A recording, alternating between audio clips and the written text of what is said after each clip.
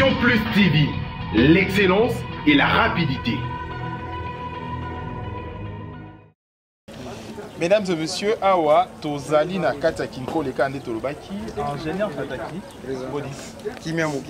D'abord awa tozali na port oyo ya Kinkole.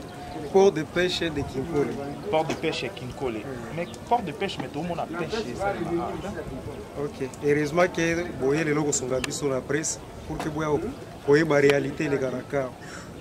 Oyo port de pêche de Kinkole qui créé en 1958 par l'ingénieur Jacob Mandeville de nationalité belge. Ils ont créé par décret royal.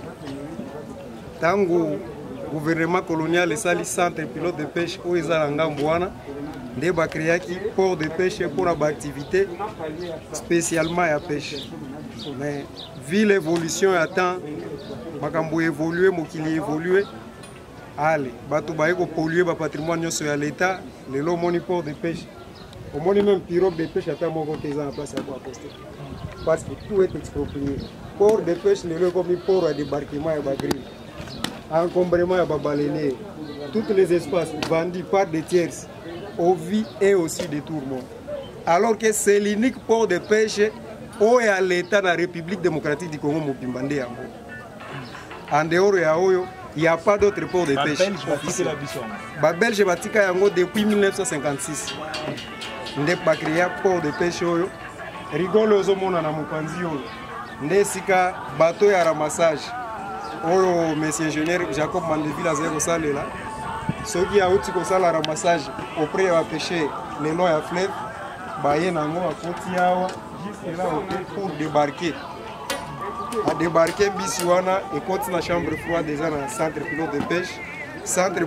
Chambre froide, centre pilote de pêche a chargé à distribution à même un marché pour alimenter la population quinoise. Mais malheureusement,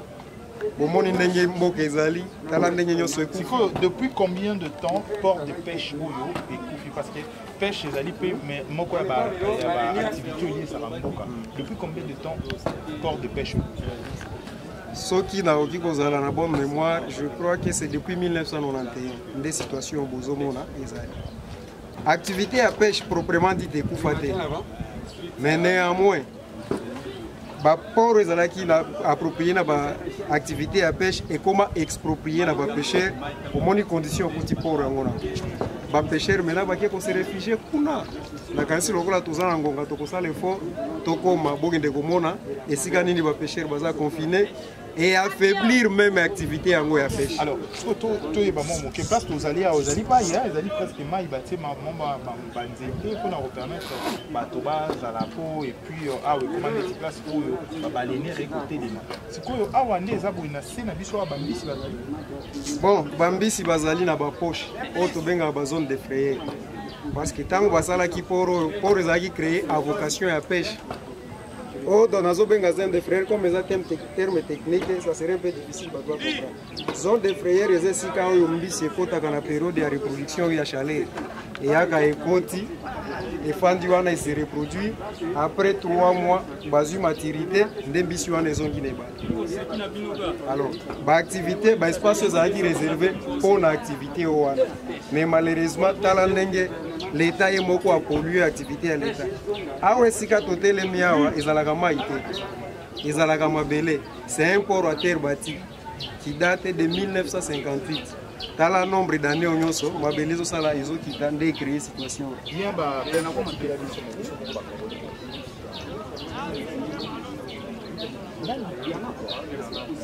Bon, pour oyo na retracé un peu historique. En 1958, il a créé CNDPK, Centre National de Développement des Pêches de Kinshasa.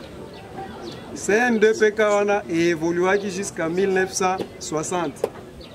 Comme en 1960, ingénieur agronome belge dans le mouvement indépendance Ezalaki, Akimaki, Azongaki et Panabamon en Belgique. L'activité est sombre qui m'a manqué. Après l'installation à Maréchal Mobutu au pouvoir, il y a un sali effort à zone la Belgique, à qui on rapatrié ingénieur agronome belge Johanna Mandeville. Aïe en 1968. tokomi na 1968 Mobutu a créé Office national de la pêche, mais dans le formel, ONP à l'époque. Basu patrimoine nyonso ezalaki ya CNDPK bapesi yango na ONP. En 1974, Mobutu a signé ordonnance loi 214 72-214 il y a 1974. Né institua officiellement Office national de la pêche. Si l'Office national de la pêche, il faut faire.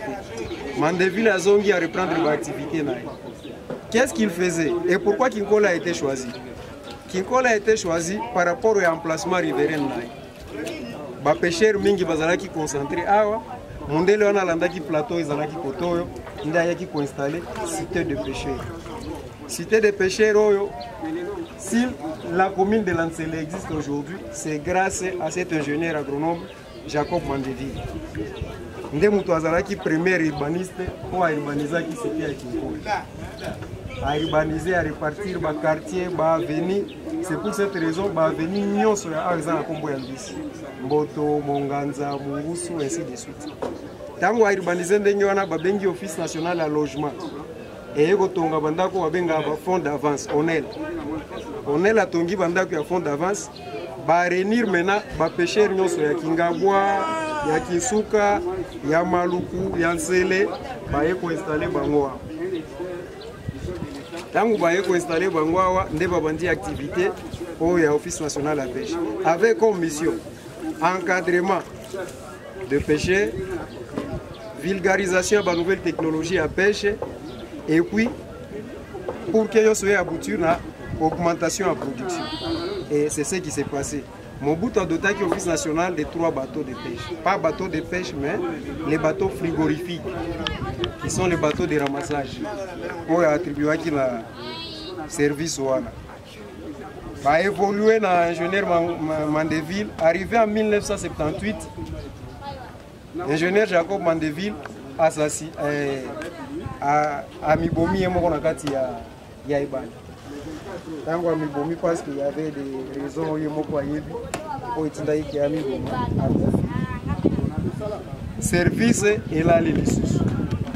En 1982, il a relancé le service à Momena comme les acquis presque abandonnés. Et l'on la présidence va attribuer à un ministère de l'Environnement et Conservation de la Nature à récupérer. Tango a récupéré, on a créé SENADEP. SENADEP, c'est-à-dire Service national de promotion et développement de la pêche. Ils ont la mission principale, gestion des plans d'eau, gestion en ressources halieutiques et puis encadrement de la population riveraine. SENADEP a eu relève, il y a CNDPK en 1982. Abandi ko évolué dans le titi.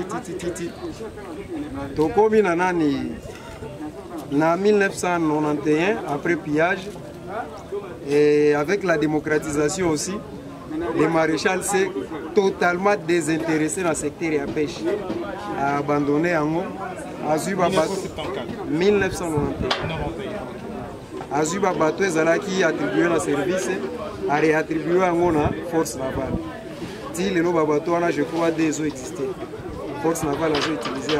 Ce sont des bateaux frigorifiques. Alors les lots, tant que l'exploitation il y a bateau au bas pour ça là,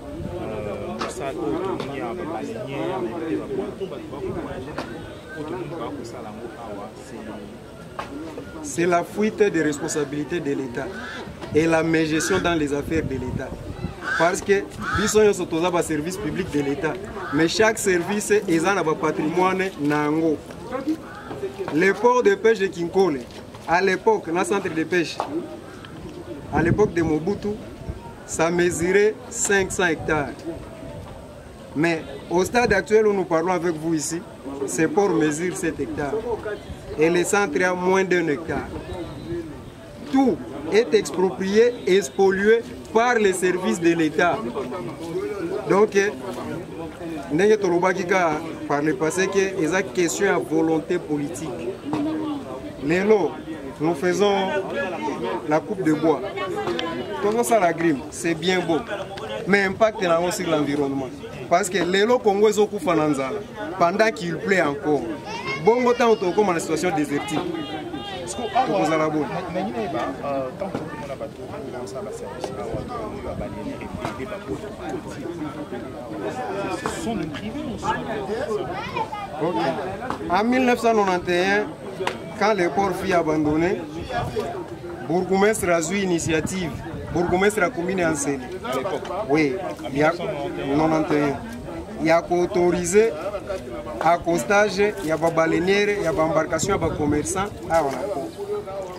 Or, il aurait fallu respecter les principes qui datent de 1958. Donc on a sacrifié un service national pour le service. Oui, un service d'intérêt national pour des fins privées. Parce que tokuti na yo anzete, tokuti na yo baleinière, tokuti na yo nini. Mais ceux qui ont côté en profondeur ont vérifié où va l'argent. Point d'interrogation. Et on est en train de piller l'État au vu et aussi de tout le monde, y compris de ces services installés au port. Alors, merci. Ingénieur Pataki, aux aliments experts dans l'agriculture, pêche et élevage. Aujourd'hui, qu'est-ce que Port Oyo, qui est destiné aux à la port et à la pêche ils sont capables de produire pour l'intérêt national? Merci. Je crois que depuis sa conception, on a expliqué que les Alaki va partir réservé pour les activités techniques. Vision Plus TV, l'excellence et la rapidité.